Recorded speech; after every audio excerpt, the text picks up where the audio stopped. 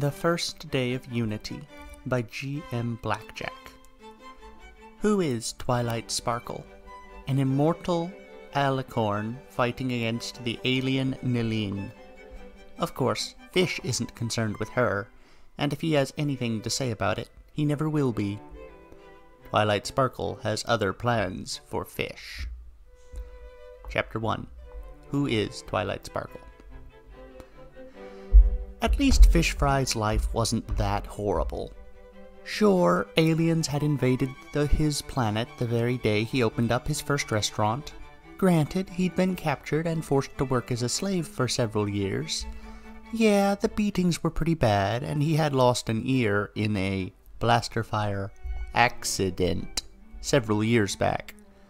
Sometimes he wondered if his family was still alive while trying to remember their faces.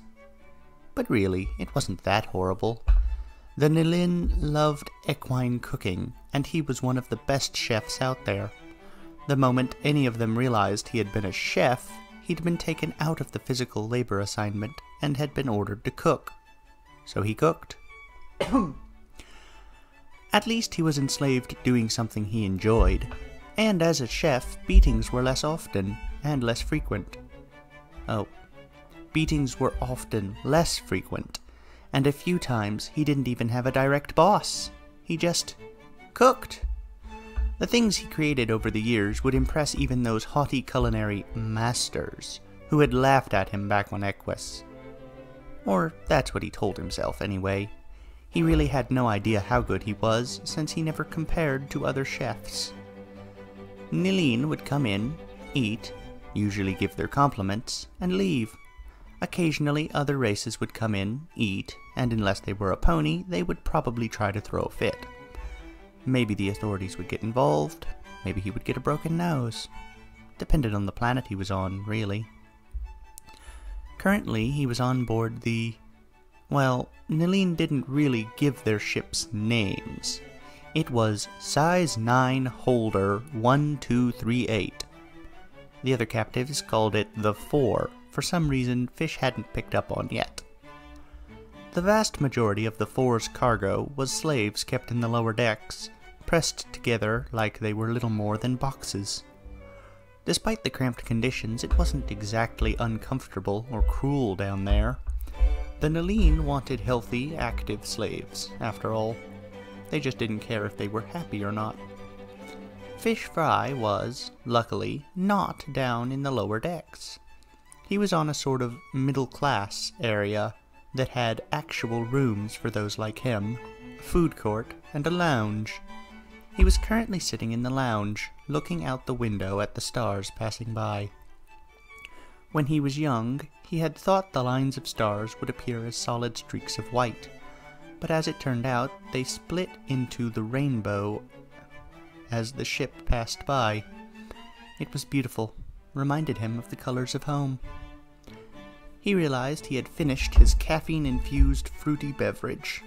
It was as good a sign as any that he should leave the lounge and return to his room. It wasn't like there was anything else for him to do while the 4 was in transit besides wait. Might as well wait in as many places as possible. He levitated his empty container to one of the recycling panels on the wall and left the lounge.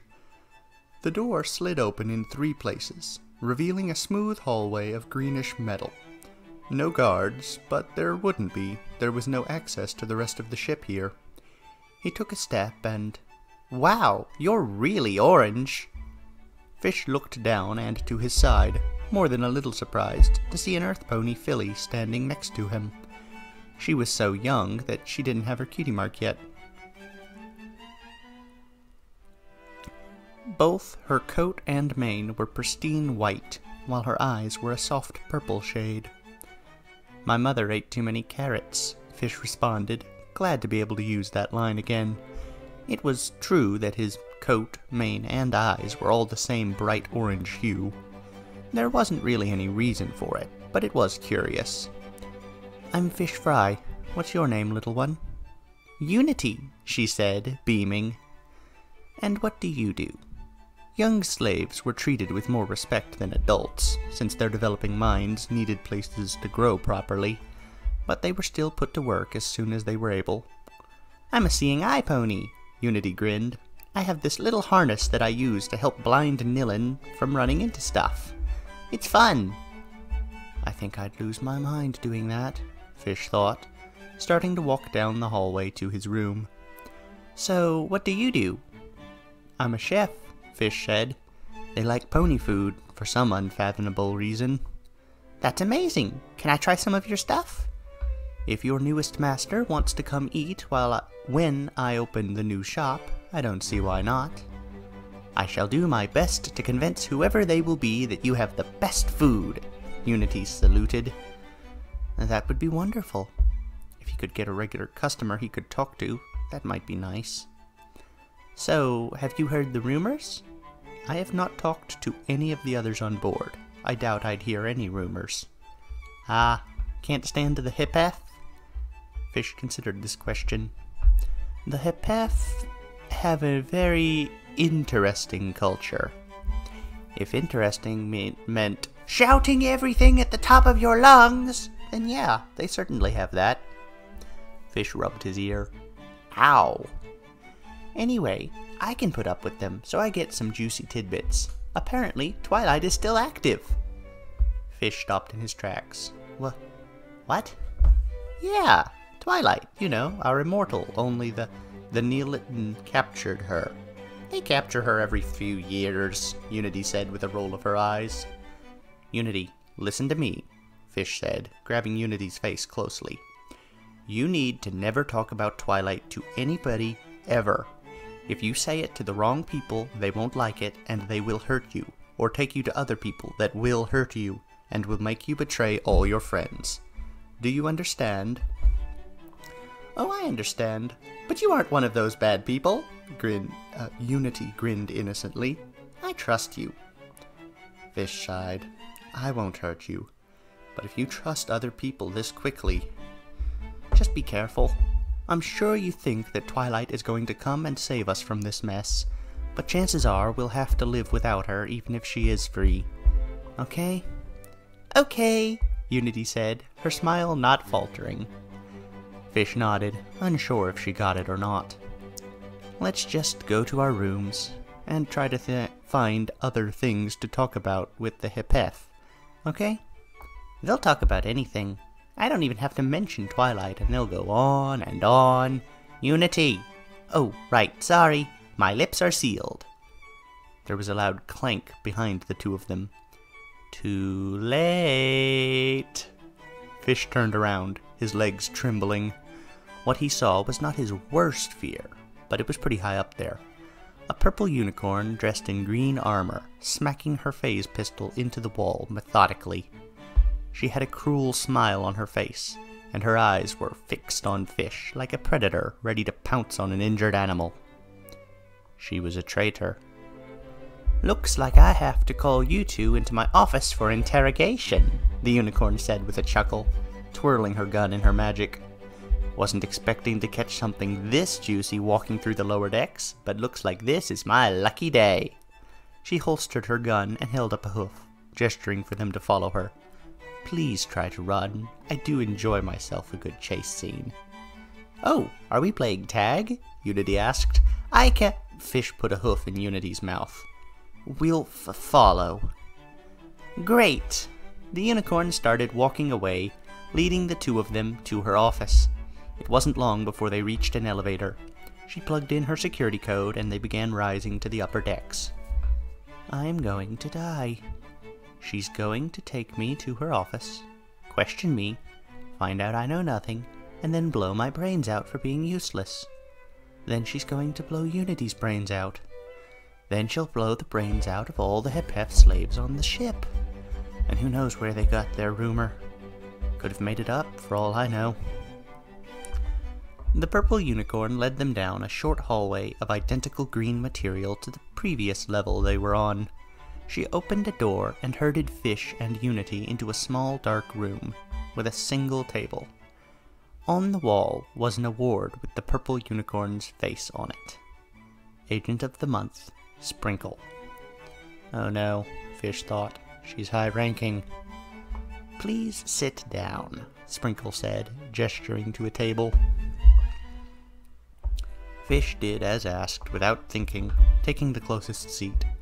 It took him some time to realize Unity and Sprinkle were sitting on the side of the table opposite him. He furrowed his brow in confusion. "What? My name is Twilight Sparkle," Sprinkle said with a grin. Oh, said, grin widening. "And we need your help to take down the Nillin government." Fish's mind didn't process that comment, so the only sound in the room for several seconds was Unity's giggling. "Muh?" Fish managed. Twilight cleared her throat. "I am the immortal of pony kind, acting undercover in the Nillin military in hopes that my plan to bring down their queen will come to fruition. And it just so happens that you are the next step in that plan." What? You're joking." "Well, she is messing with you," Unity admitted, "but everything she says is 100% bona fide super duper true." "But you're captured." "They have never successfully captured me," Twilight said with a chuckle. "I've infiltrated their ranks twice now, both times under the guise of Sprinkle. They are quite stupid. First one went so well, I liberated Equus." "Equus is liberated?" "Ooh, someone's turning into a hepef," Unity teased. Twilight grinned. "Yes, Equus is liberated, and working with the other free factions of the galaxy to end the reign of the Fuzzfaces." "The Nillin?" Fish asked. "Yes, the Fuzzfaces." Fish blinked. "Fuzzface?" "Fuzzfaces." Unity nodded. "If you're going to be working with us, you better get used to calling them Fuzzfaces, because that's what they are. Fuzzfaces." How? They conquered everything and... "You have been listening to their propaganda stream, haven't you?" Unity shook her head. "I'm sorry, Twilight. He's an idiot." "Idiots aren't bad," Twilight countered. "Just different." "But he is an idiot." "Oh yes, definitely." Fish's jaw dropped. This was how the immortal pony acted? "To answer your question," Twilight continued, "I have liberated Equus by being very, very clever and fighting them from the inside. The reason we haven't been reconquered is because the galaxy is a big place, and as it turns out, the Fuzzfaces have made a lot of enemies in their attempted conquest of the galaxy. We've formed a coalition, set plans in motion, and we're going to win." "But... unicorn!" Twilight face-hooved. "I'm an immortal being whose special talent was magic. I can temporarily remove my wings. Not that hard." Fish sat back, trying to collect his thoughts. Why would you possibly need me?" "Simple," Twilight said. "You're being given a restaurant on the Fuzzface homeworld. It has a direct connection to the sewers that run under the palace. We just need you to let us use that connection to get in undetected. All you need to do is work as a chef, do your normal thing, and when we come by, let us in the back room." "That's it," Unity said with a grin. "You don't even have to put yourself in danger or anything." "Talking to you is a danger," Fish commented. Twilight snorted. "As far as the Fuzzfaces are concerned, I'm interrogating a couple of suspicious ponies. And we are disguised. We'll be disguised when we arrive, too. You couldn't be expected to recognize us." "Especially considering you didn't," Unity added. "Nobody recognizes Twilight. It's always Sprinkle." "Just a sprinkle of deception," Twilight chuckled. "So, Fish Fry, what do you say? Will you help us get into the palace by opening a little door?"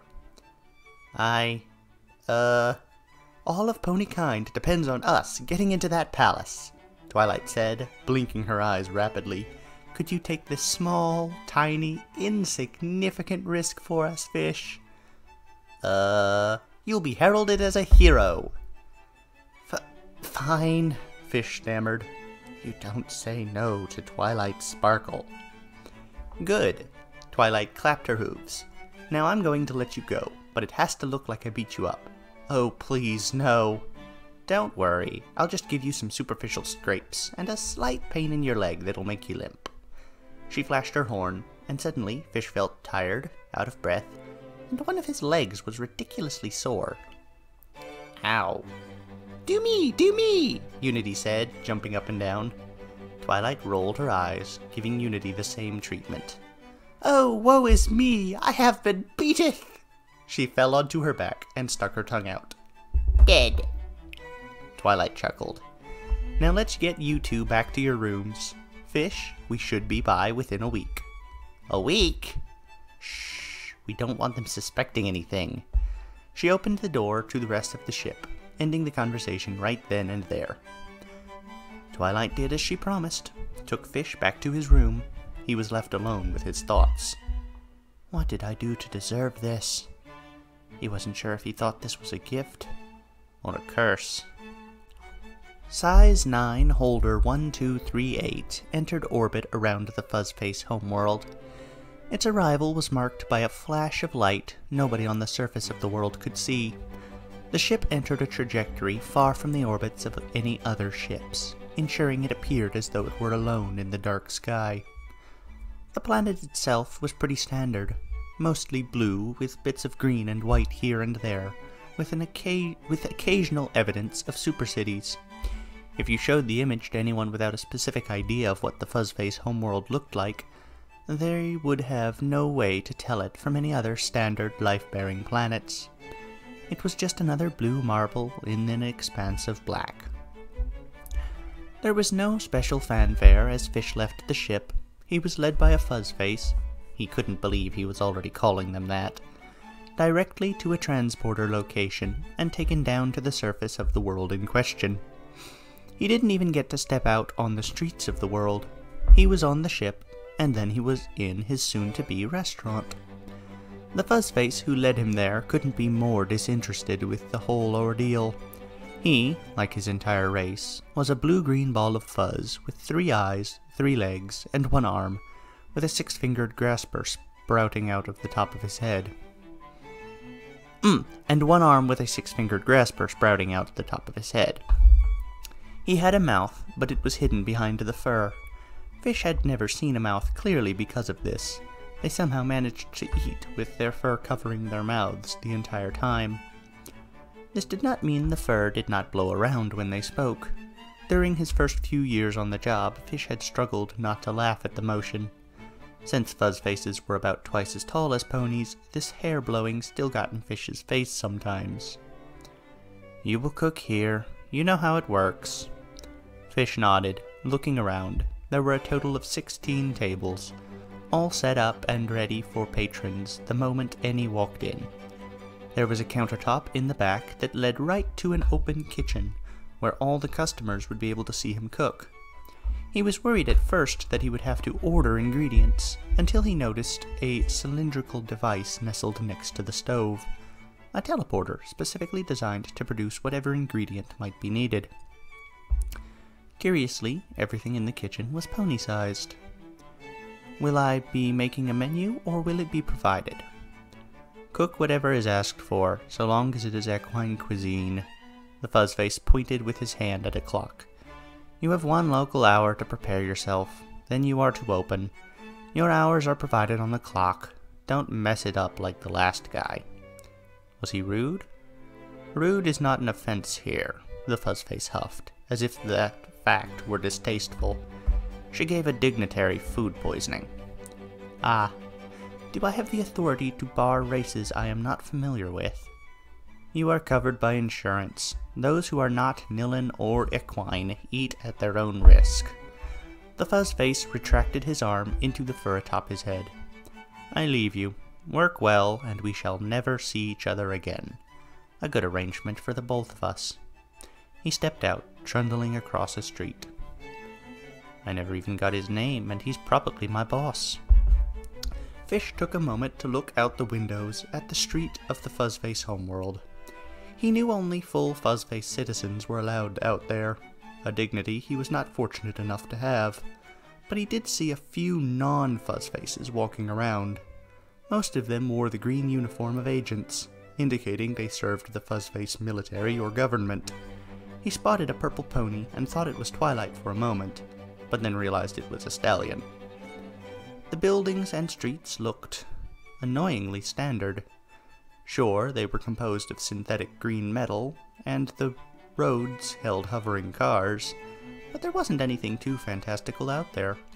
It was just a city with a lot of buildings and Fuzzfaces in it. I have been in too many cities on different planets. Fish set to work preparing the restaurant. It had already been cleaned and everything was already sorted away, so there wasn't too much to do. He ordered some of the most common spices and seasonings he would need, each one delivered to him in seconds. He set them up on a spice rack in the nearby pantry, glad to have pony-sized cooking equipment once again. He performed some simple tests on the stove, microwave, irradiator, and oven to see if they worked, all proving to be efficient, if old. He checked the manufacture date on the stove, surprised to find that it was not only older than the invasion of Equus, but older than he was. This was to be expected. The Fuzzfaces liked their slaves to have the tools to do the job well, not the best possible tools. If older ones would do the job fine, then do it. An hour passed. He turned the sign on the door to open. The first customer walked in, hobbling on her 3 legs. "I want a hamburger." "Coming right up," Fish said. He cooked it up, gave it to her. She ate and left. That was that.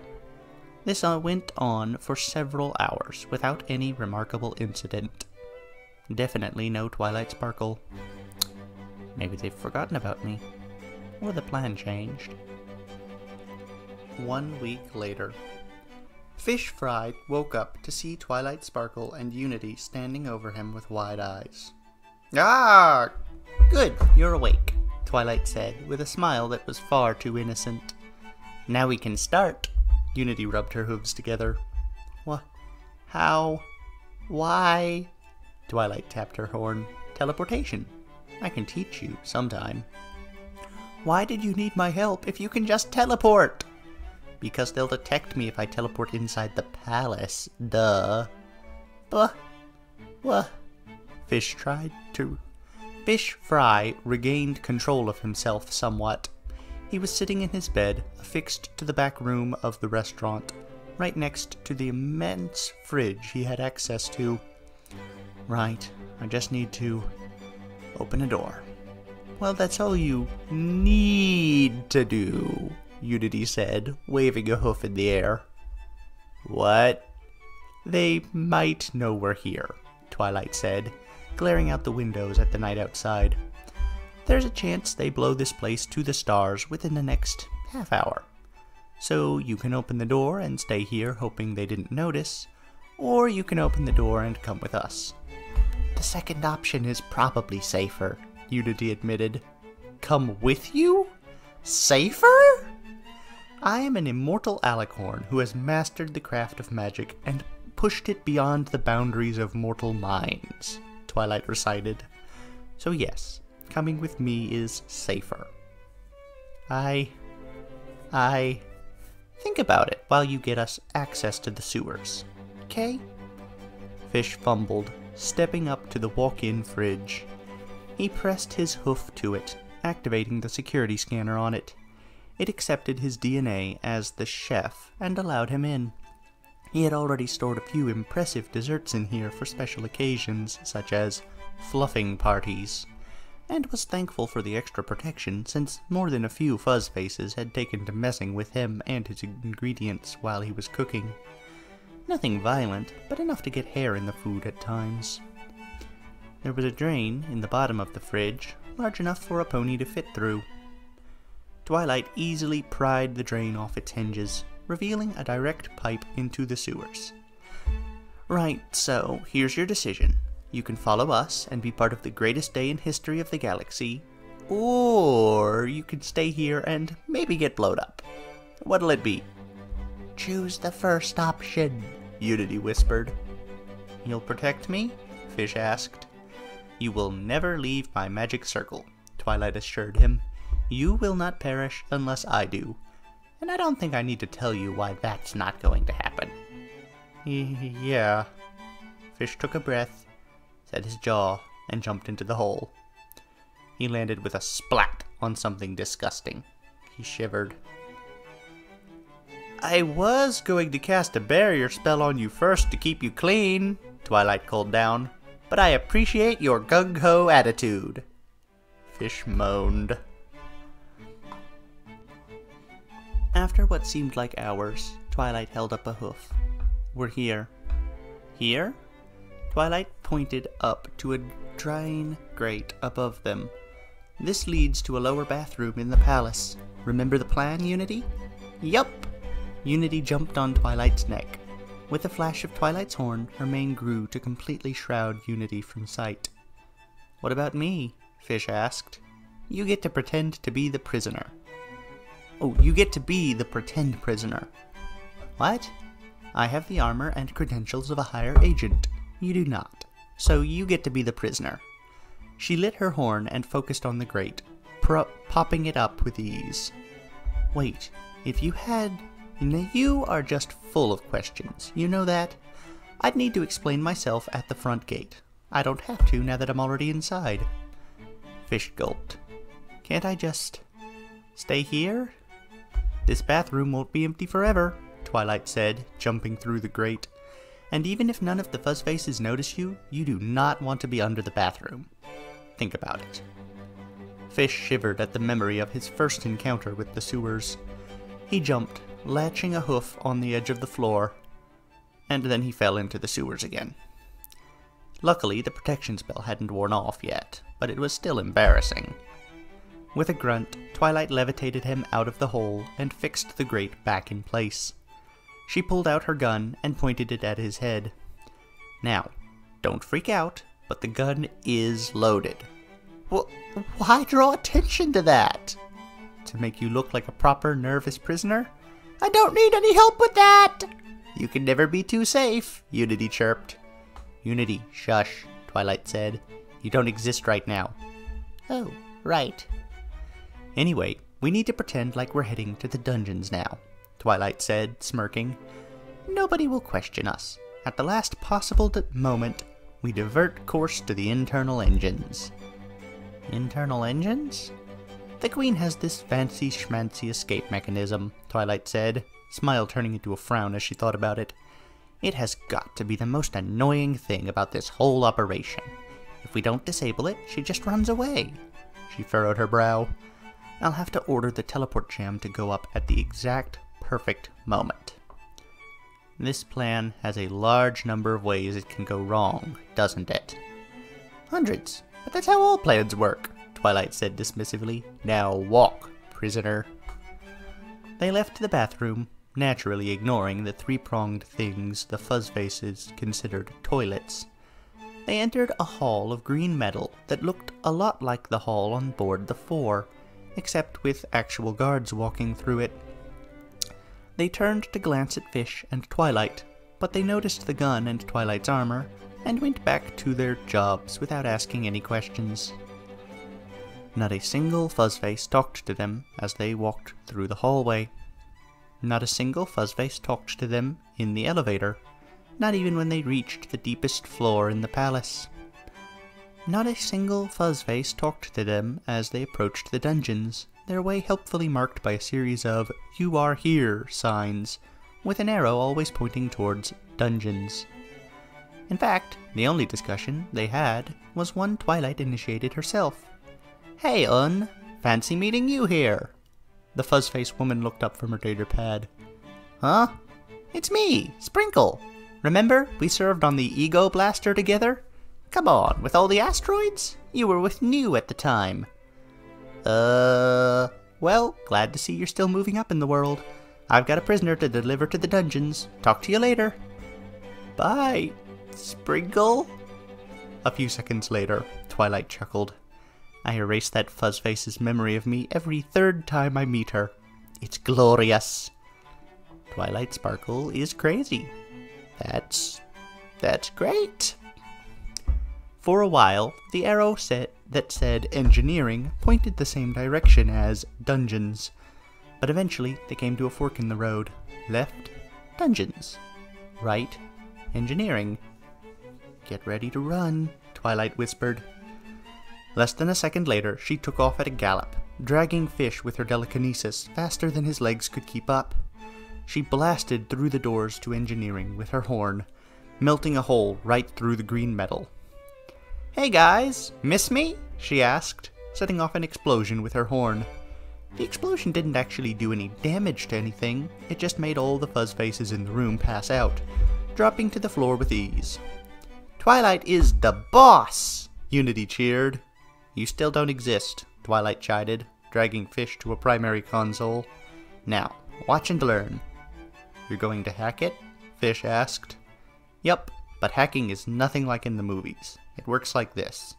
She lit her horn and punched a magic-infused hoof through the nearest screen, causing error messages to pop up throughout the entire engineering control room. "And send out the signal," Twilight said, focusing on her horn, "and now nobody's teleporting anywhere. The Queen is stuck, and she still doesn't know we're here." It was at this point the alarm bells started ringing.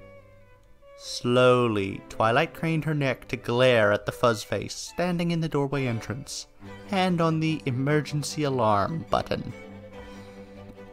The Fuzzface must have sensed the murder in Twilight's expression, since he passed out onto the floor.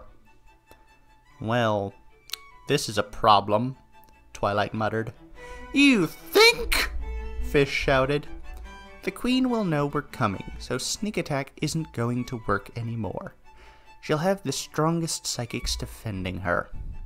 Her frown was quickly replaced with a crazy, crazy grin that filled Fish's heart with dread.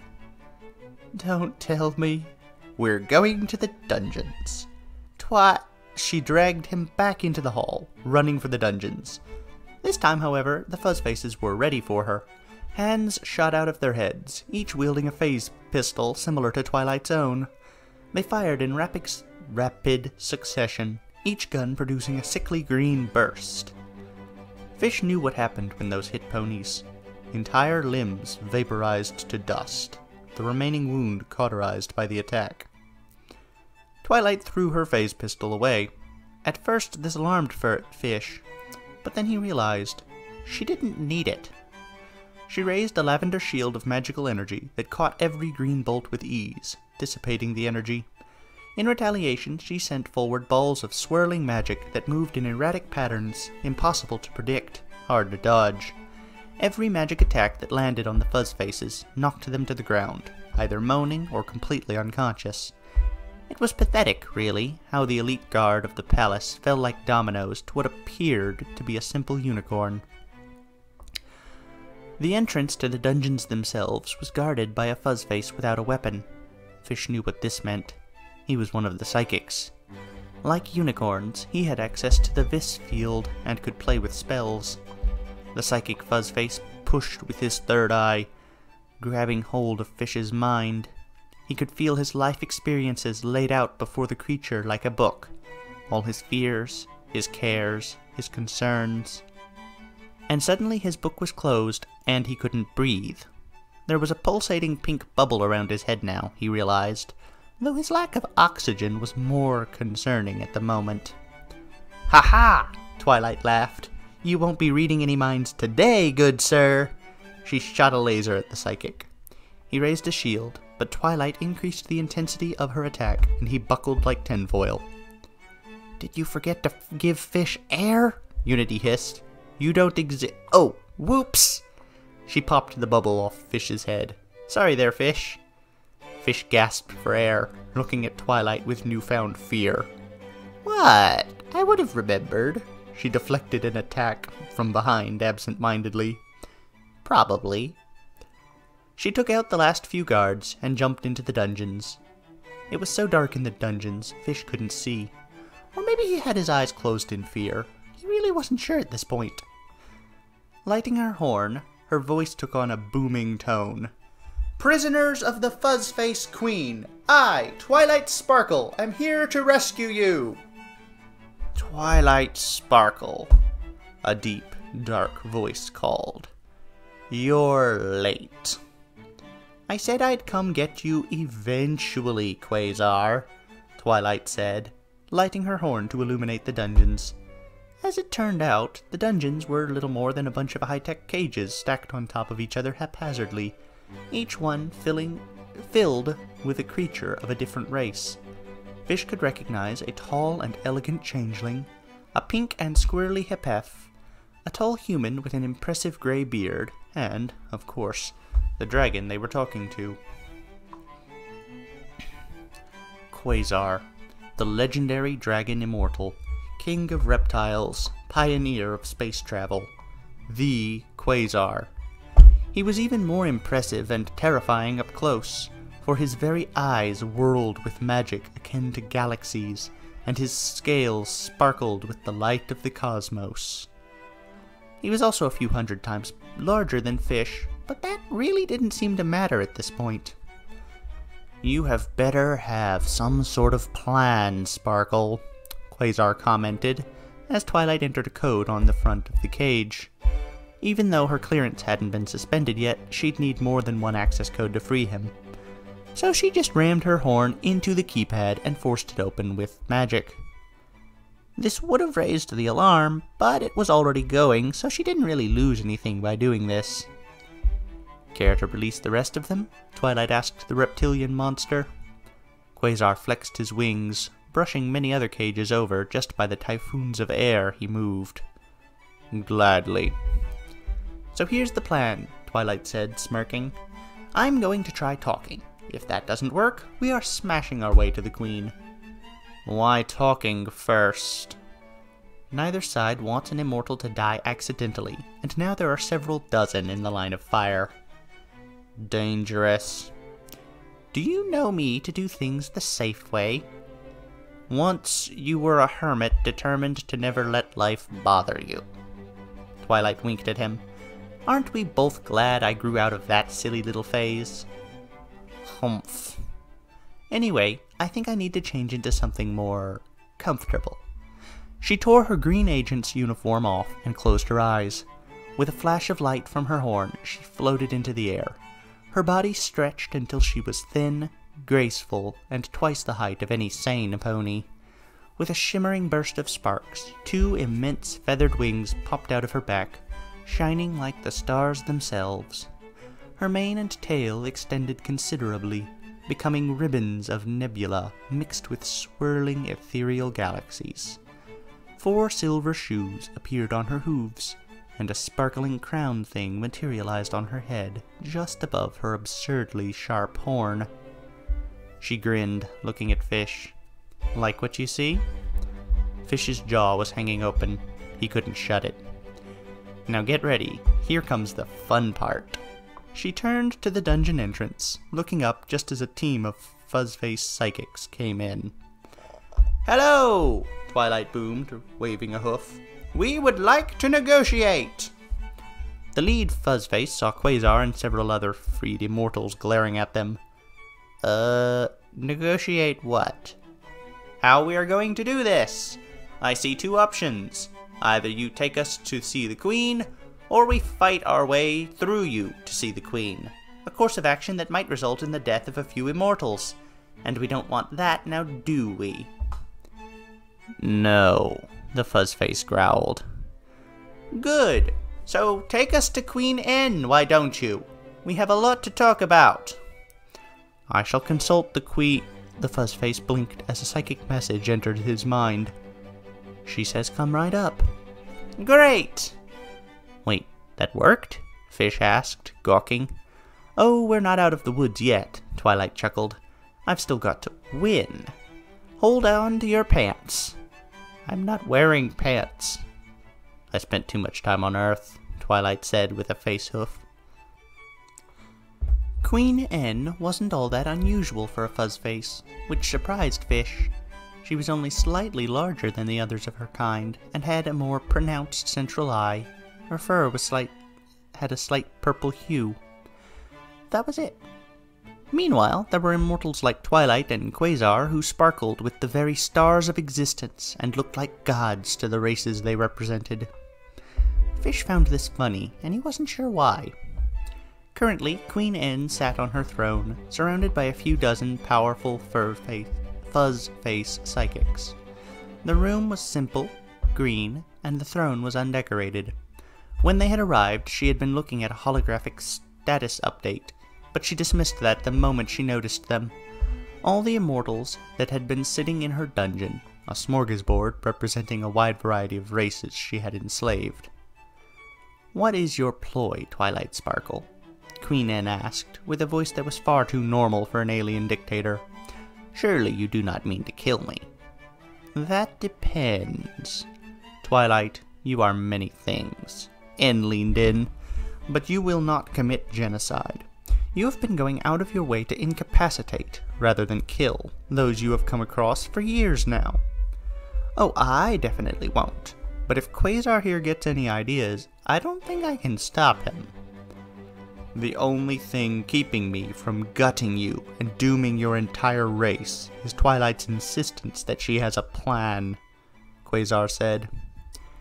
"You should know what happens when a race's immortal falls, dragon," N spat. "My people will lust for blood and drop all pretense of creating an empire.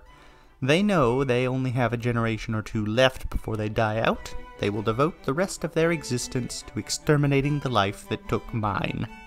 And furthermore, it would be a foolish thing to do. If I die, the orbital cannons melt this entire palace, killing all of you with it." "Some of us could survive," Twilight pointed out. "Some, but the majority of immortals would fall," In snapped her fingers.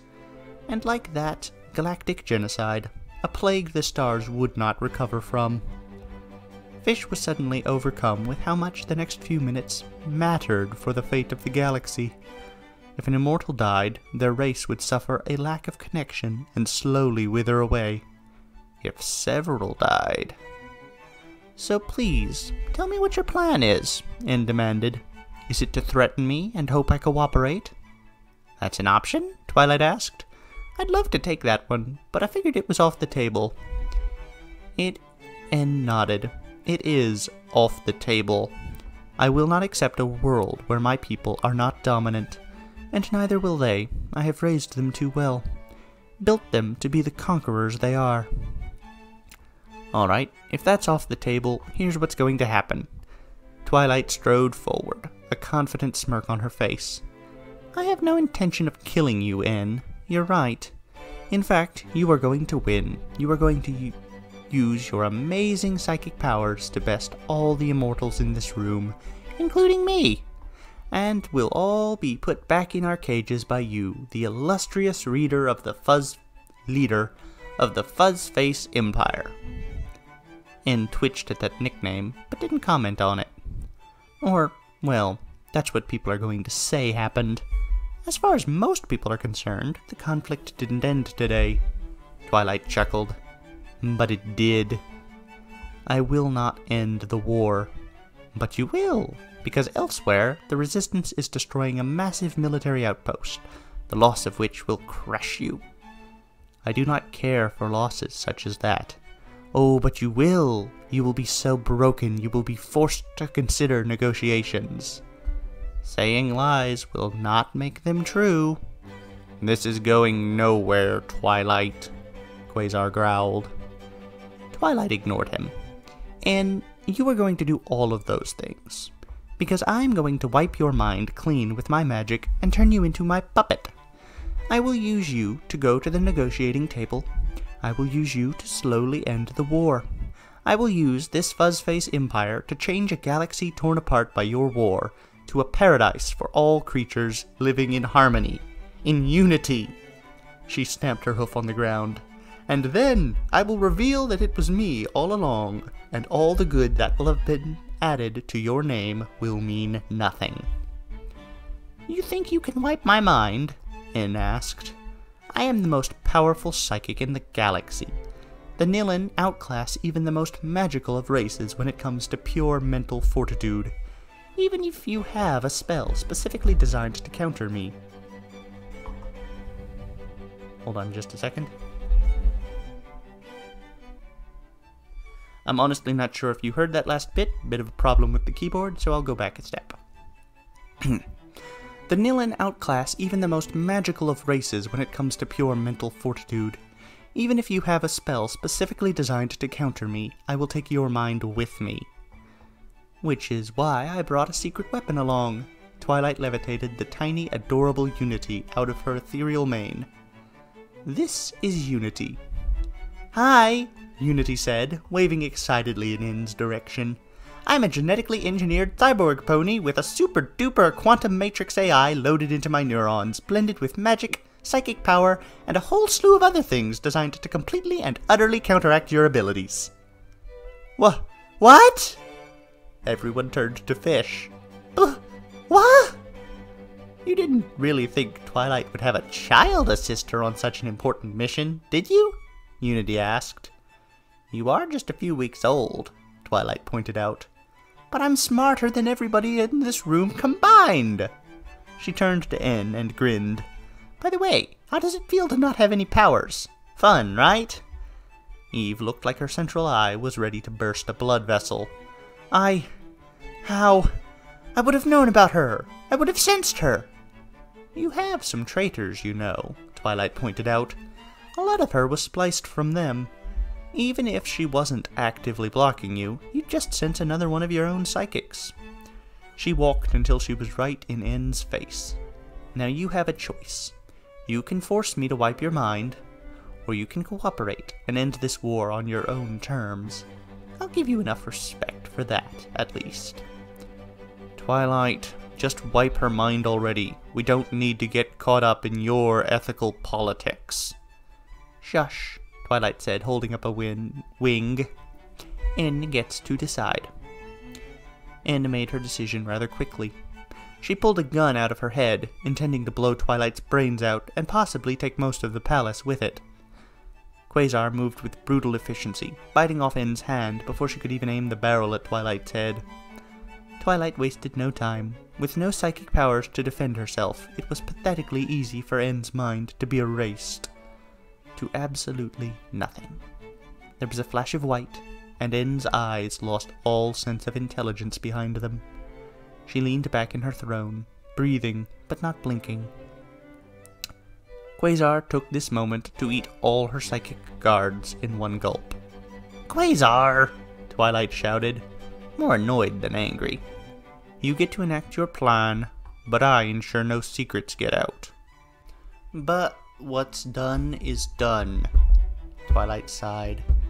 Fine. I was hoping for a zero deaths mission, but I guess not because of dragon pride or... Bah. She shook her head. Anyway, yeah, guess what, guys? We won! We still need to puppet N around for a bit and pretend like we're all still locked up, but I'm sure all of you know it'd be better to control the Fuzzface army long term than cut them off now and watch the galaxy light on fire. Luckily, she was talking to a room of immortals who understood the need for long-term planning.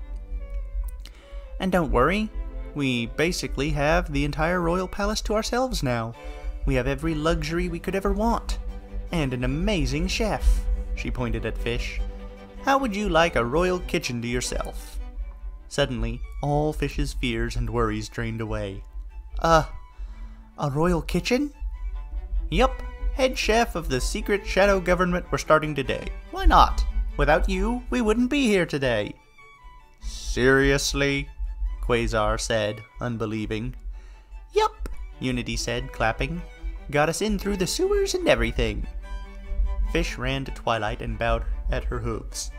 I would be honored to have such a high position in the new galaxy. Glad to hear it, Twilight beamed. She strolled up to the throne, gently pushing In out of it, and setting her on the floor. Spreading her wings, Twilight sat upon the throne and grinned. Long live the Queen. You're going to do better, Unity said. You're going to be the Empress. Twilight shrugged. Long live the Empress, I guess. She looked out at the crowd of various alien immortals and grinned. Friends, do not think I have to be the only one to decide what goes here. I may have rescued all of you, and I may be the mayor with the magic, but this is not my galaxy. This is our galaxy. This day will go down in history as the first day when no single race tried to take dominion over the others. With a brilliant, hopeful smile on her face, she laughed.